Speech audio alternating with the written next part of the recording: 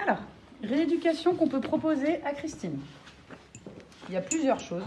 Je vous propose un kit de techniques. Je vous propose une boîte à outils, d'accord? Ça ne veut pas dire que c'est exactement ce qu'il faut faire. Si vous avez d'autres idées, vous pouvez faire autre chose. Vous avez juste compris qu'il ne faut pas faire trop mal à votre patient et qu'il faut que ce soit des exercices de difficulté graduée. Vous avez compris ça? Donc voilà, qu'est-ce qu'on peut faire pour Christine? Moi, les patients, je suis désolée, je n'ai pas trop le temps de les masser parce que j'ai plein de choses à vous faire faire et du coup, le massage, je ne le fais pas trop. Hop, je fais toujours attention à l'installation du patient. Le massage, je vais vous expliquer par contre comment vous pouvez le faire. Vous pouvez prendre un petit peu de crème, par exemple, si ce n'est pas désagréable pour vous. Et maintenant que vous n'avez plus d'allodini, n'hésitez pas à masser votre main. Non, je fais souvent ça. Eh ben, c'est super. Oui. Comme ça aide à se réapproprier sa main. Déjà au niveau cortical, vous comprenez que c'est intéressant. Et en plus, ça l'habitue au contact. D'accord? Donc vous pouvez vous masser, vous mettez de la crème, vous faites un massage doux, plutôt de l'effleurage, plutôt que des trucs super forts, quoi. D'accord? Pas du pétrissage ou je sais pas quoi. Donc des massages doux avec la crème, etc. Ok? Donc ça, je vous laisserai le faire à la maison parce que j'ai pas le temps de vous le faire, je suis désolée. Là, TENS, ça vous m'en avez déjà parlé. Oui. Le TENS, c'est pareil, j'ai pas le temps de vous le faire parce que j'ai plein d'autres choses à vous faire. D'accord? Donc le TENS, vous avez entendu, Christine, vous faites le TENS en cabinet de kiné ou vous le faites à la maison? J'en ai acheté. Super. Ah, vous l'avez acheté carrément, ouais. Super. Elle vous a très bien conseillé votre kiné. En France, on a le droit à la location de TENS. Prescription. Sur Amazon, 35 €. Ouais, voilà, c'est ça. En vrai, c'est pas cher. Ouais, non, mais grave, ils sont au top. Donc soit ils l'achètent, soit ils le louent remboursé par la sécu. Ouais, non, mais c'est trop bien, ils sont super bien les TENS. Par jour. Ah ouais? 1 heure. Ah bah dis non, il est vachement bien. Ça, c'est la clinique de la douleur. La clinique de la douleur, on m'a dit de le mettre là. Ouais, voilà. Là, ouais. Et là. En gros, voilà, on met sur les points douloureux. Donc ça, c'est super. Elle fait déjà le TENS à la maison, donc elle a déjà une aide à la gestion de la douleur à la maison, Christine. Moi, j'ai pas le temps en kiné de lui faire 20 minutes de TENS. J'ai plein de choses à lui faire faire. Donc voilà, on auto-minimise le patient. Exactement, on fait à la maison et comme ça, nous, en kiné, on bosse. Thermothérapie. Alors, comment on fait pour la thermothérapie? Les bains écossais, je vous ai dit, je vous ai rien dit. Non. C'est pas démontré du tout l'efficacité. C'est soit du placebo, c'est peut-être du placebo. Voilà. Est-ce que vous avez déjà essayé de faire des bains d'eau chaude et d'eau froide? J'ai essayé les bains écossais, et puis j'ai vu la vidéo, et c'était pas, ça servait à rien. Et alors est-ce que ça vous fait du bien ou pas? C'est ça la question qui est intéressante. Ça lui fait pas du bien, ça sert à rien qu'elle en fasse. Voilà, c'est ça qui nous intéresse. Ok, vous aimez bien chaud, et bien faites du chaud. D'accord? J'ai une bouillotte en gel que je me c'est parfait. Et je mets dessus. Et bien c'est parfait. Donc si elle venait me voir dans mon cabinet, je mettrais une petite poche de chaud. Bon là j'en ai pas, mais je mettrais une petite poche de chaud pour commencer la séance. Si elle me dit que c'est le froid qui la soulage, je mets une poche de froid. Je fais ce que le patient me dit. Je vous ai dit, vos patients ils sont trop forts. Ils sont plus forts que vous. Le froid il fait pire. Le froid ça. Voilà. Vous lui mettez pas du froid. C'est plus dur avec le froid quoi. Ça se trouve vous allez faire les bains écossais, le froid va vous déclencher des douleurs. Bah non, c'est nul, c'est surtout pas ce qu'on veut et ça n'a aucun intérêt. Ils mettent sur la prescription bain écossais. Je sais, je vais mettre tout le temps. Donc, moi, ce que je fais à mes patients, je leur dis, est-ce que ça vous soulage ou pas? Moi, j'ai mon point barre. Et puis si ça ne va pas, alors si ça leur fait du bien, ils le font. Mais si ça leur fait pas du bien, ils vont pas faire un exercice. Là, t'as vu, le froid, ça lui fait mal. On va pas lui faire un truc qui lui fait mal. Quand je me dis, il faut que la température de l'eau soit je sais, mais agréable, quoi. Ouais, pas, oui, ta prescription. L'idée, c'est pas de ça fait pas mal non plus de faire le bain écossais, mais je vois pas l'intérêt.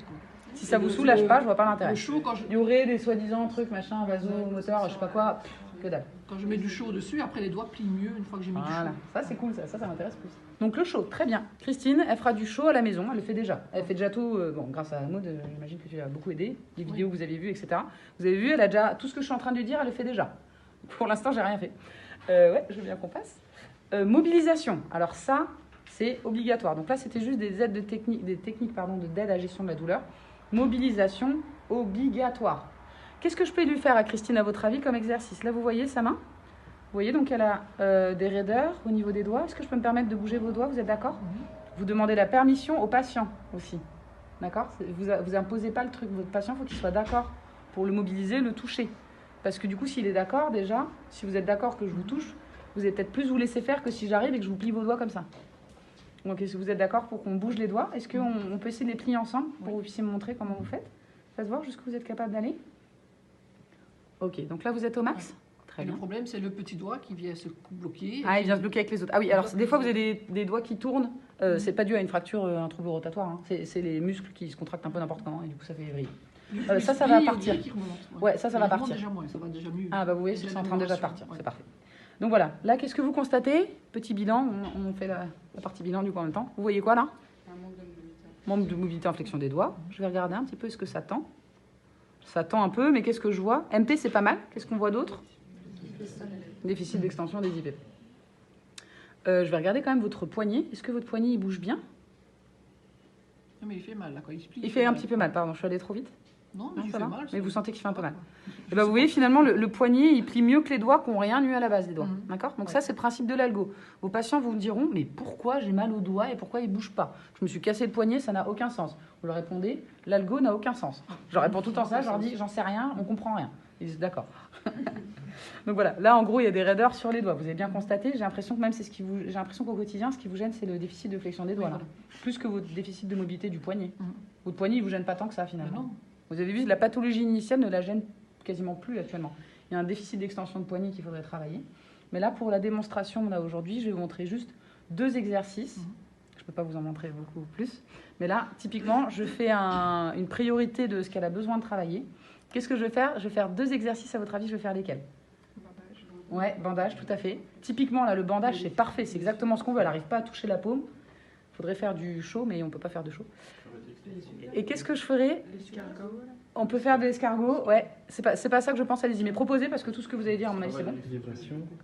Vibration, ouais, tout à fait. Il faudrait que je fasse... Attendez. Allez-y, pendant que vous parlez, je vais faire un peu des vibrations. Vous allez me dire si vous supportez des vibrations. C'est de l'antalgique, c'est pour aider à vous détendre un petit peu. Mes patients, ils arrivent au cabinet, ils font du chaud. S'ils supportent, ils font des vibrations. Et après, je commence la rééducation. Est-ce que vous supportez ces vibrations? Ouais. C'est pas désagréable? Ouais. Est-ce que vous pensez que je peux aller sur la main? Mhm. Ok. Donc là, je vais faire des vibrations. Ça va? Ouais, ça va.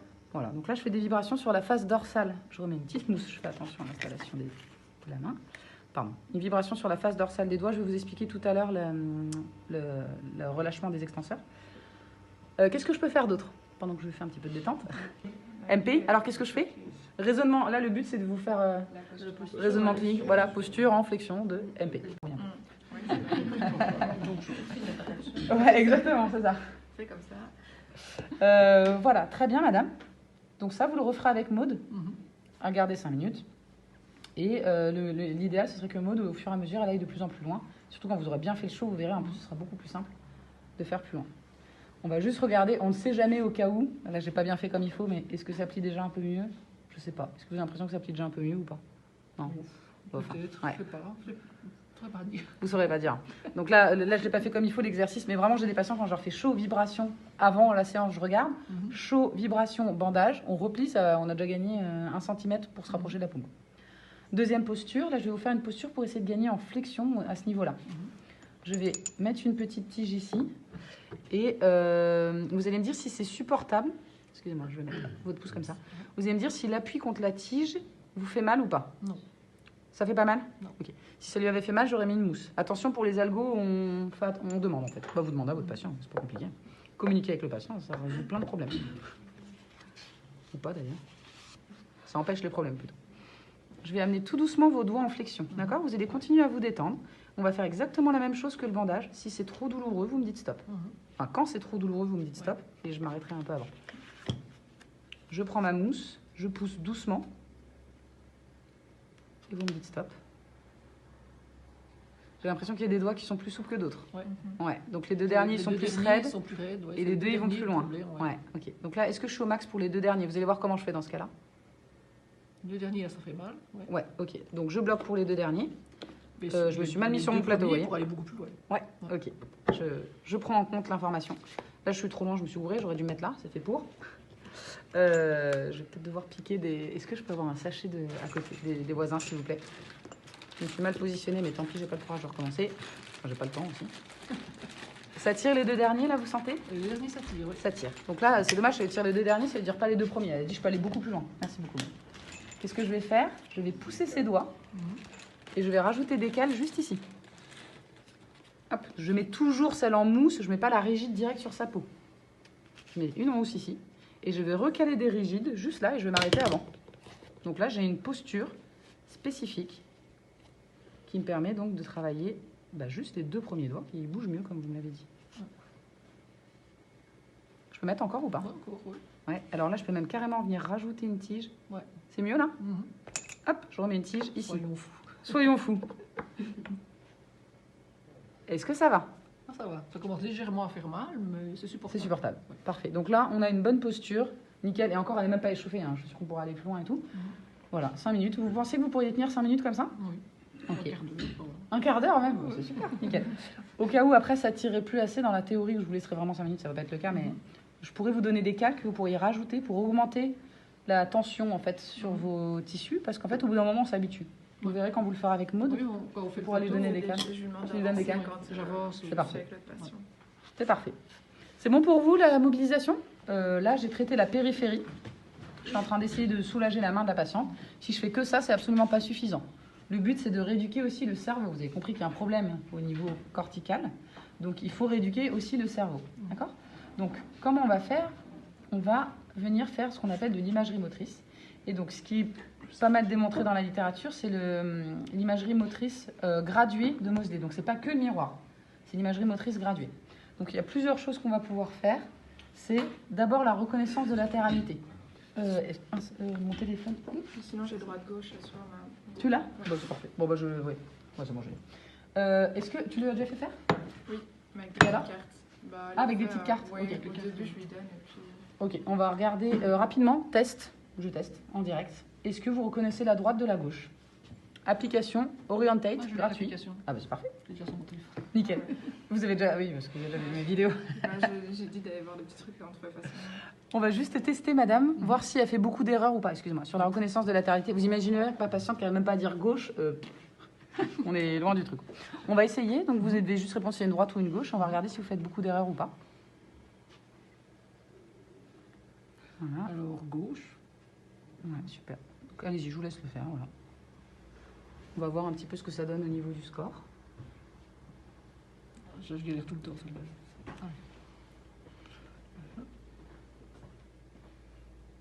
J'ai l'impression que vous le faites mieux que moi. Du coup, ça fait longtemps qu'elle le fait. Ah, c'est ça. J'ai le début, je lui avais donné... Super. Ok. Parfait. Bon, vous avez vu, elle n'a pas besoin. D'accord? Reconnaissance de latéralité. Alors, si vos patients ils ont un SDRC récent, des fois on peut faire sauter ces phases. C'est décrit par Moseley. Hein. On teste. Là, pas de problème de latéralité. D'accord? Ce qu'on peut faire par contre, donc là, la première phase est validée pour la dame. Elle n'a pas besoin. Si elle avait des problèmes de reconnaissance de latéralité, plus de 3 à 4 erreurs en règle générale, il faudrait qu'elle le travaille pendant 2 semaines. C'est décrit pendant 2 semaines, sauf qu'en fait, si elle n'y arrive toujours pas, il faut qu'elle le fasse jusqu'à ce qu'elle y arrive. Ok? Des patients en 2 semaines, ils y arriveront. Il y en a en 2 mois, ils n'y arriveront pas. Donc on le fait. On fait. Ensuite, une fois que ça c'est validé, on va pouvoir faire les mouvements imaginés. On va arrêter. Donc là, j'avoue que le miroir, c'est un peu compliqué avec elle. Mais elle comprend pas ce qui se passe, quoi. Et ça, les reconnaissances, tu les fais faire toutes les heures? En fait, le plus souvent possible. Le plus souvent possible. Plus ils font, mieux c'est. Parce qu'il y en a qui disent c'est toutes les heures d'éveil. Moi, je leur dis le plus souvent possible. Ok. Il y a la thérapie miroir où vous allez avoir une vraie posologie. Ça va. Mais du coup, tout ce qui est reconnaissance de latéralité, mouvement imaginé, plus ils font, mieux c'est, quoi. Ok. Les mouvements imaginés, je vous réexpliquerai comment ils font les sportifs. Tatata. Et la thérapie miroir, on veut tromper le cerveau. Pardon. Votre main, vous savez qu'elle est pas très en forme, vous voyez qu'elle va pas bien. On veut faire croire à votre cerveau que votre main va bien, d'accord? On veut couper, on veut bloquer cette espèce de cercle vicieux. Ma main va pas bien, mon cerveau va pas bien, mon cerveau va pas bien, ma main va pas bien.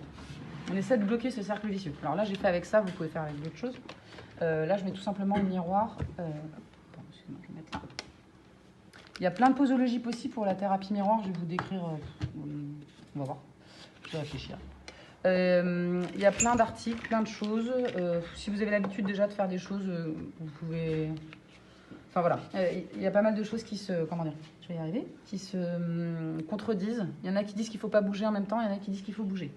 Je vais vous dire comment je choisis, moi, par exemple, s'il faut bouger ou pas avec le miroir. Madame, vous allez placer voilà, vos 2 mains comme ça. Et sans regarder le miroir, déjà, vous allez juste me dire quand vous pliez et tendez vos doigts, est-ce que ça fait mal? Allez-y. Ça va bien. Ouais. Est-ce que ça fait mal? Mhm. Ça fait beaucoup mal ou un peu? Quand je les plie, c'est plus une gêne, quoi. Ça fait C'est une gêne? Ça fait pas mal? pas mal. Non. Ok. Donc là, je vais la faire bouger en même temps. Je vous explique. Les patients qui ont très mal, ils vont avoir une discordance avec ce qu'ils vont voir dans le miroir. Donc les patients qui ont très mal, je les fais pas bouger. C'est comme ça que j'ai choisi, parce que sinon, on sait pas trop comment choisir. Les patients qui ont très mal, en fait, à chaque fois qu'ils bougent, eh ben, ils vont avoir super mal, ils vont pas se concentrer sur l'exercice. Vous, à mon avis, je peux vous faire bouger en même temps, parce que j'ai l'impression que ça va pas vous déclencher de grosses douleurs. Vous allez regarder le miroir. Est-ce que vous avez l'impression de regarder dans le miroir comme si c'était une vitre transparente et vous voyez votre main à travers? Oui. Alors. On met de côté, oui. vous avez l'impression que c'est... Est-ce que vous avez l'impression que c'est comme une vitre transparente? Il faut que ce soit propre aussi. C'est ça. Ouais, je l'ai trimballé. Il faut que ce soit propre. Ah, c'est con, mais si votre miroir n'est pas propre, ça marche pas bien. Il faut qu'il soit plutôt grand aussi. Là, vous avez l'impression que c'est une vitre? Vous arrivez à croire que c'est une vitre et que vous voyez votre main à travers? Alors, en théorie, il faut que je vous fasse enlever la bague. Voilà, moi, je ne vais pas le faire, c'est pas grave. Il faut enlever les bagues, il faut remonter les manches pareil. S'il y a des tatouages, on descend les manches, etc. Il faut que tout soit le plus identique possible. D'accord? Donc, de cette position, je vais vous demander, vous allez essayer, je te remercie, vous allez essayer tranquillement de venir fléchir vos deux doigts en même temps et vous allez aller... pardon, excusez-moi, on va recommencer, pardon, je vous ai mal décrit l'exercice. Vous avez vu, je me suis assurée qu'elle a l'impression que c'est bien sa main. Je vais y arriver. Vous avez l'impression que c'est votre main droite dans le miroir, on est d'accord. Donc là, vous avez l'impression qu'elle est fine, qu'elle n'a pas d'œdème et tout ça. Le pouce est normal. Que le pouce est normal, etc. Parfait, là vous avez vu, elle a anticipé ce que j'ai dit, c'est parfait. Donc là, il n'y a plus les troubles de la perception. Nickel. Donc là, vous avez l'impression que votre main, elle est normale, c'est super. On va faire des mouvements. Et l'avantage de faire en actif avec, c'est qu'on va travailler au niveau proprioceptif, donc c'est cool. Je vais vous demander de venir faire ce mouvement, c'est-à-dire ce que j'appelle la position de griffe d'abord. Ensuite, de venir fléchir le doigt. Avec les deux. Et ensuite, vous allez retendre. Exactement, vous allez faire les deux en même temps, vous avez tout compris. On vient plier les deux doigts en même temps, les deux mains pardon, en même temps. On plie comme ça, super. Vous regardez bien le miroir et vous venez fléchir complètement la main, comme ça. Venir complètement fermer le poing. Regardez, vous venez même plier. Voilà, super. Et vous allez faire la même chose en même temps de l'autre côté. Ok? Est-ce que vous avez l'impression là que votre main est pliée complètement? J'ai l'impression, mais je suis sûre que non. Vous savez que non, mais est-ce que vous avez l'impression? J'ai l'impression, oui. C'est bon, c'est ce qu'on veut.